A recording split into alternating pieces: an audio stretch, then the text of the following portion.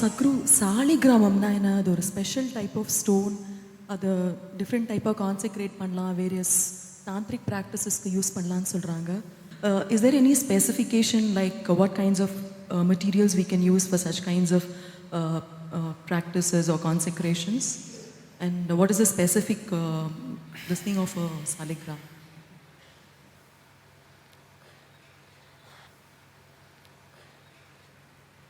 Saligram, generally what you find in the stores is mostly an egg-shaped stone. Children who could not buy marbles used to pick stones in the rivers and play games with it, you know. Yes? Children who can't buy glass marbles went to the river and picked up round-shaped stones and started playing with it. And somebody made a simple game a very serious thing. So most of the saligram that you see are just stones without any particular… they're just nice stones. I hope people stop picking them from the riverbeds, because at this rate, I was telling them when we went to Kailash, everybody wants to pick up a stone. There was a time when people were walking from here, from Tamil Nadu, people walked all the way to Kailash. If 10 people started off, only 2 people came back. At that time, it was okay for those people to bring 2 small pieces of stone all the way, because anyway they wouldn't bring this big stone carrying, walking all the way back. They brought 2 small stones for the 8 people that they left back there. That was okay. Now you're going in vehicles very comfortably and you want to load up bagfuls of stones and come home. At this rate, I was just telling them, if this happens in a few years, the whole of Kailash will be in Tamil Nadu.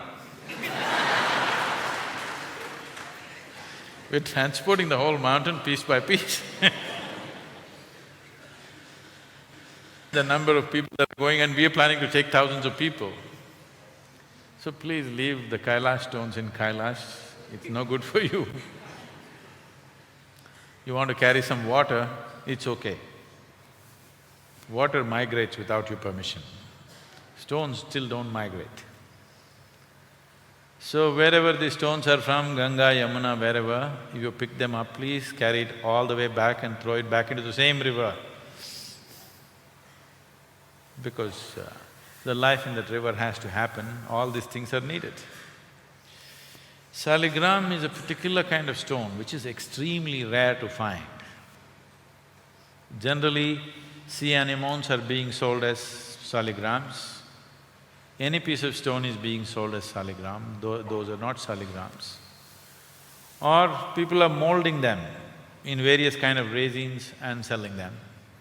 Definitely that is not saligram. Saligram is a rare piece of stone which is 1 in a billion if you manage to pick it. And even if you pick it, you may not know the difference unless you're of a certain kind. And if you happen to pick a genuine saligram, if you do happen to pick a genuine saligram, then you're in real trouble. Because you should know how to manage this. Otherwise you'll be in a lot of trouble.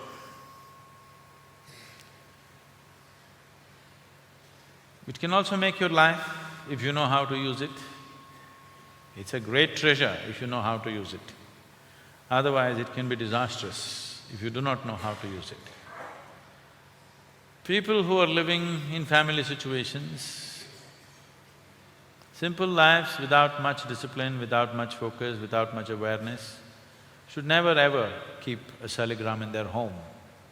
If they do, they could go through any amount of turmoil. We have seen such families.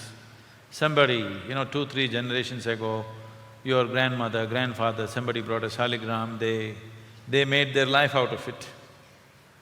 But after they died, the next generation do not know how to keep it, and those families go through such turmoil and such horrors which are unimaginable, because they simply do not know how to manage the energy.